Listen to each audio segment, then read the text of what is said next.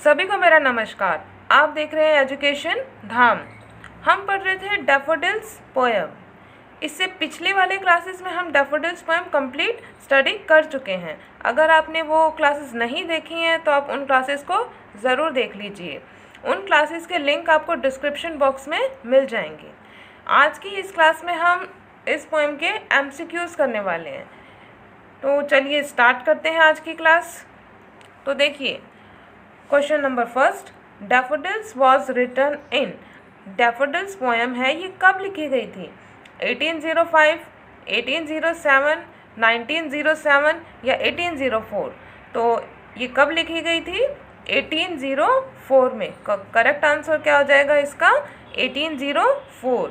और ये पोएम किसके द्वारा कंपोज की गई है? विलियम वर्ड्सवर्थ के द्वारा।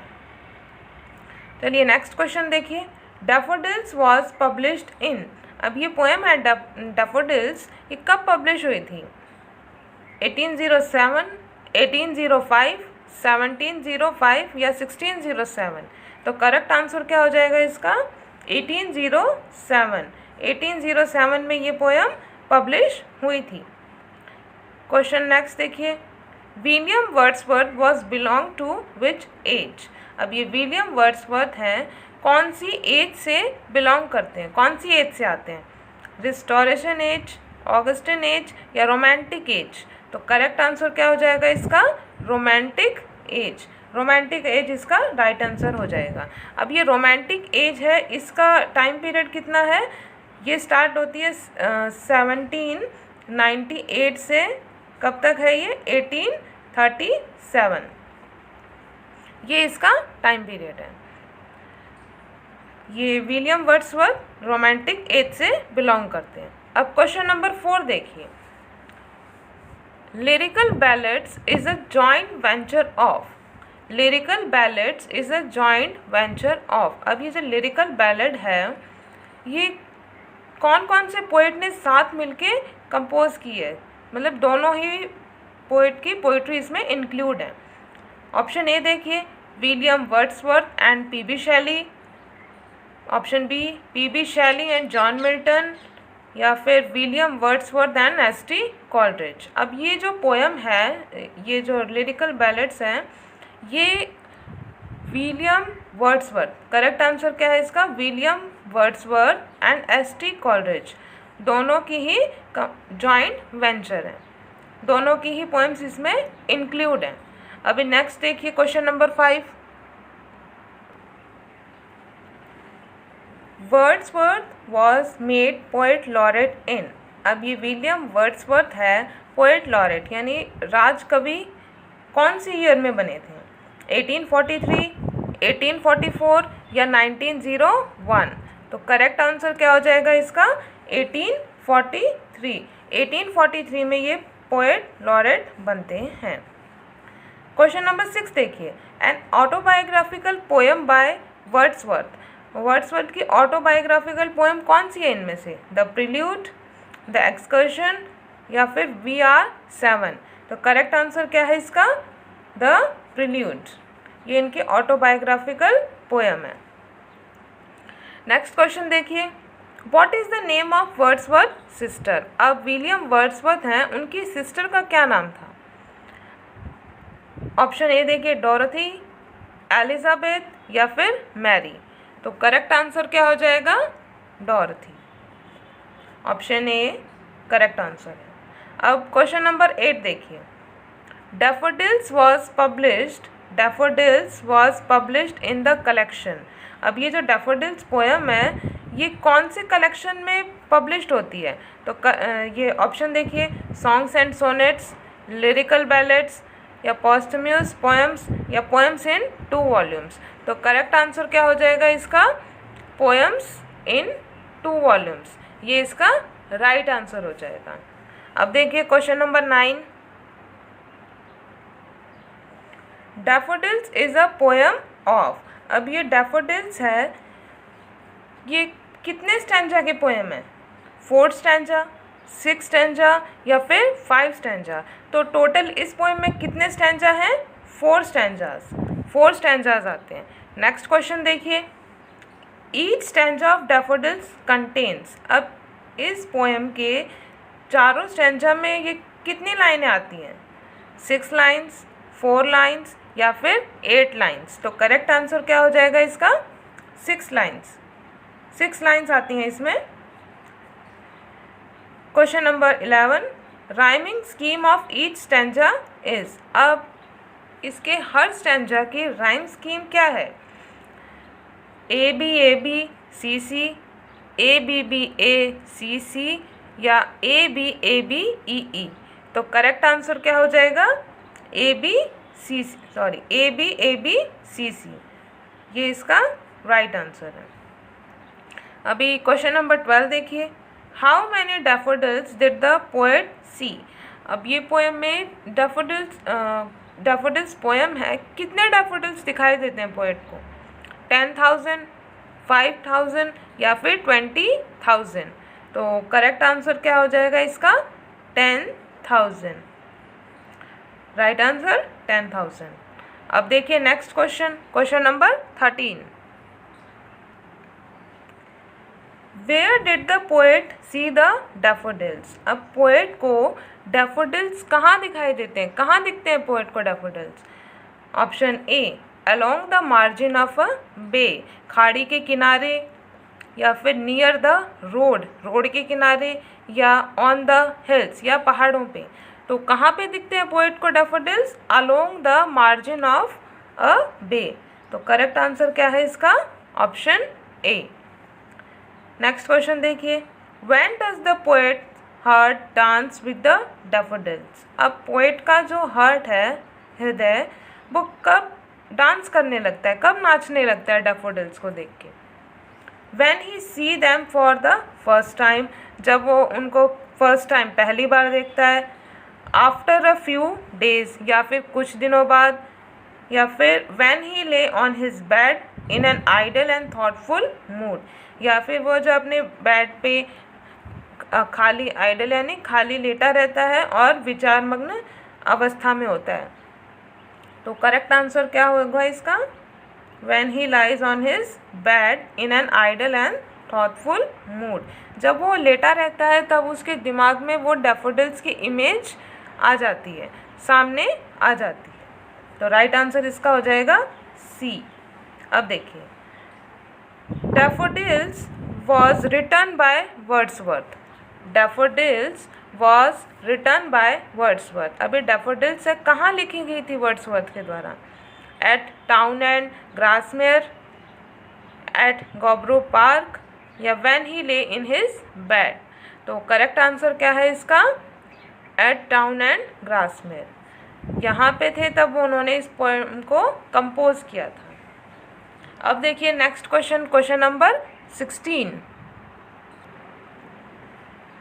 10,000 saw I at a glance, यानी एक ही नज़र में कितने दिखाई दिए? 10,000, हज़ारों, असंख्य फूल दिखाई दिए। अब इस लाइन में कौन सा फिगर ऑफ स्पीच यूज़ हुआ है? The figure of speech involve A here is, कौन सा फिगर ऑफ स्पीच आता है? देखिए, मेटाफर, सिमिली, या फिर हाइपरबोले? तो राइट आंसर क्या हो जाएगा इसका? हाइपरबोले। अतिशयोक्ति, किसी भी बात को बढ़ा चढ़ाकर कहना, वो क्या, वहाँ पे क्या हो जाएगा? हाइपरबोले। अब इस वाली लाइन में वो बढ़ा चढ़ाकर बोलता है कि कितने असंख्य फूलों को देखा, 10,000, बहुत सारे एक ही नज़र में देखे। तो क्या कर रहा है वो? बढ़ा चढ़ाकर कह रहा है। अब नेक्स्ट देखिए, when all at once I saw a crowd, कि अचानक पोइट ने क्या देखे? एक भीड़ देखी। आई सॉ अ क्राउड, एक भीड़ देखी। हेयर अ क्राउड मीन्स, अब यहाँ पे क्राउड, ये क्राउड है वर्ड, इसका क्या मतलब है? भीड़ का। A large crowd of people, बहुत लोगों की भीड़। A large number of daffodils, बहुत बड़ी संख्या में डैफोडिल्स। या फिर crowd gathered at the park, park में लोगों की भीड़ इकट्ठा हो गई। तो क्राउड यहाँ पे किससे मतलब है? A large number of daffodils. Correct answer हो जाएगा इसका a large number of daffodils. Next देखिए, डैफोडिल्स इज, अब ये जो पोएम है डैफोडिल्स वो क्या है? अ लिरिक, अ सोनेट या फिर एन ओड? तो करेक्ट आंसर क्या हो जाएगा? अ लिरिक। अब ये लिरिक होती क्या है? पोइट्री होती है जो एक्सप्रेस करती है, क्या एक्सप्रेस करती है? पर्सनल इमोशंस को, अपनी खुद की भावनाओं को एक्सप्रेस करती है, वो क्या होगी? लिरिक। इस पोएम में भी विलियम वर्ड्सवर्थ ने अपने पर्सनल इमोशंस, एक्सपीरियंस उसको क्या किया है? एक्सप्लेन किया है। वो पार्क में घूमने जाता है अपनी बहन के साथ, तो वो डैफोडिल्स देखता है, तो वो इंसिडेंट इसमें एक्सप्लेन करता है, तो ये क्या है? एक लिरिक। सोनेट तो 14 लाइन्स की पोएम होती है। एंड ओड, ये हम किसी पर्सन को, प्लेस को या थिंग को, किसी को एड्रेस करते हैं, संबोधित करते हैं, वो क्या होती है? ओड। तो ये जो डैफोडिल्स पोएम है ये क्या है? लिरिक। अब देखिए क्वेश्चन नंबर 19 पे चलते हैं अभी। Wordsworth compare the stretch of daffodils in his poem daffodils to. अब वर्ड्सवर्थ है वो कंपेयर, तुलना करता है कि डैफोडिल्स फैले हुए थे ना, इनकी तुलना अपनी पोएम में किससे करता है? Option A, the twinkling of stars in the Milky Way, तारों का टिमटिमाना मिल्की वे में, आकाशगंगा में। Flood of waves in the ocean, ये लहरों की बाढ़ ओशियन में। या फिर swarm of birds in the evening sky, शाम के टाइम पक्षियों का झुंड आकाश में। तो करेक्ट आंसर क्या होगा इसमें? किससे कंपेयर करता है? The twinkling of stars in the Milky Way. Milky Way में तारे चमकते हैं ना, उनसे क्या करता है? इनकी तुलना करता है। The figure of speech used in tossing their heads in sprightly dance in daffodils is. अब वो डैफोडिल्स हैं, वो हवा में अपने सिर हिलाते हैं और ऐसे लगते हैं जैसे वो क्या कर रहे हो? नाच रहे हो। अब इस लाइन में कौन सा फिगर ऑफ स्पीच यूज़ किया गया है? तो करेक्ट आंसर क्या हो जाएगा यहाँ पे? देखिए पहला ऑप्शन देखिए, सिमिली, पर्सोनिफिकेशन या फिर हाइपरबोले। तो करेक्ट आंसर क्या हो जाएगा यहाँ पे? पर्सोनिफिकेशन। यहाँ पे वो ह्यूमन क्वालिटी से इसको क्या कर रहा है? क्वालिफाई कर रहा है। अब टॉसिंग देयर हेड्स, ये टॉसिंग देयर हेड्स क्या है? वो डैफोडिल्स के लिए कहता है कि वो अपने सिर हिला रहे हैं, तो इसको ह्यूमन क्वालिटी से क्या कर दिया गया? क्वालिफाई कर दिया गया है। तो यहाँ पे क्या यूज़ हुआ है? पर्सोनिफिकेशन। अब क्वेश्चन नंबर 21 देखिए। Continuous as the stars that shine, कि लगातार तारों की तरह चमकते हैं। अब इस लाइन में कौन सी फिगर ऑफ स्पीच आती है? मेटाफर, सिमिली या फिर alliteration?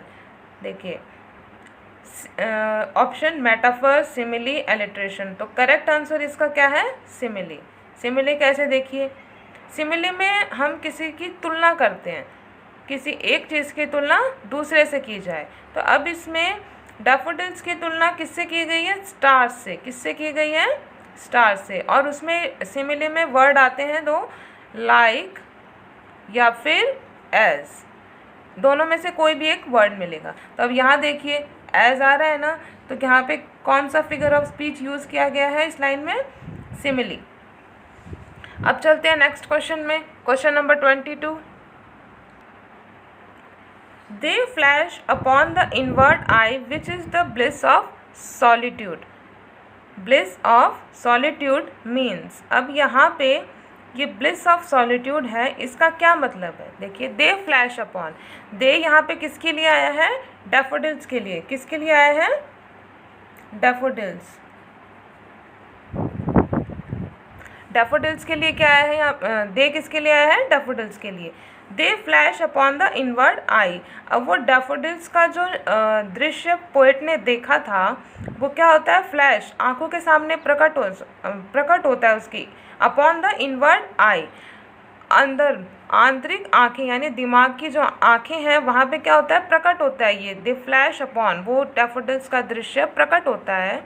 Which is the bliss of solitude, जो क्या है? Bliss of solitude.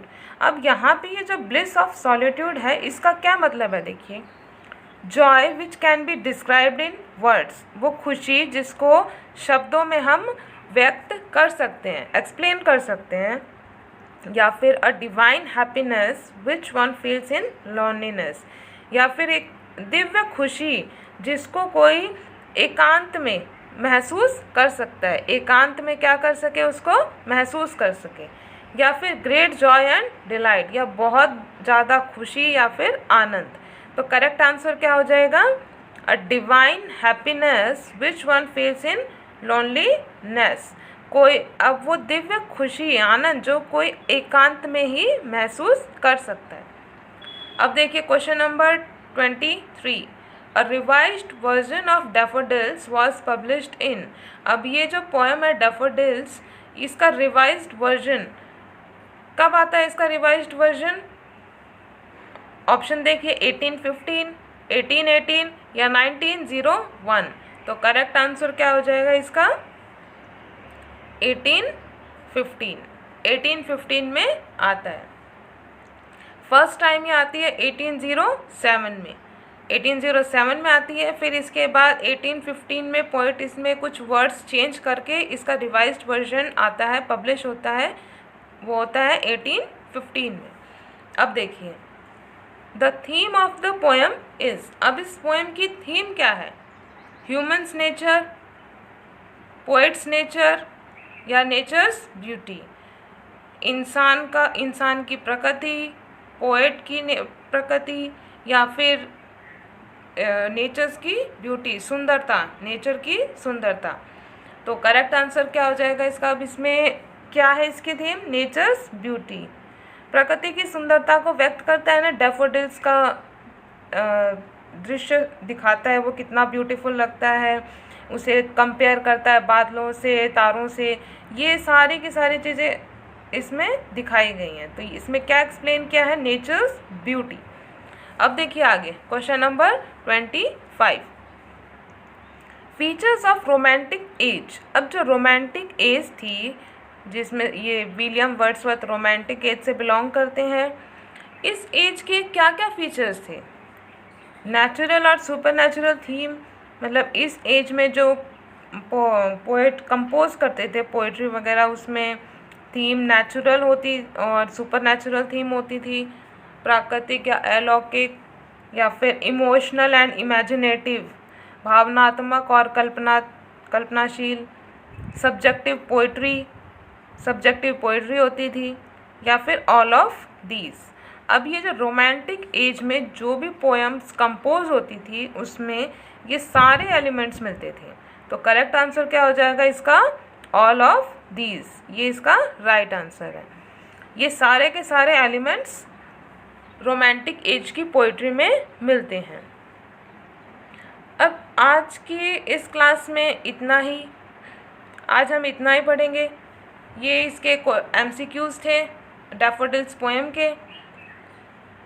इस पोएम से रिलेटेड आपके अगर कोई क्वेश्चन, क्यूरी कुछ भी है तो आप कमेंट बॉक्स में पूछ सकते हैं। आपको ये वीडियो कैसा लगा कमेंट करके ज़रूर बताएं। वीडियो अच्छा लगे तो लाइक कीजिए, शेयर कीजिए और चैनल को सब्सक्राइब करना ना भूलें। तो मिलते हैं नेक्स्ट क्लास में, तब तक के लिए गुड डे।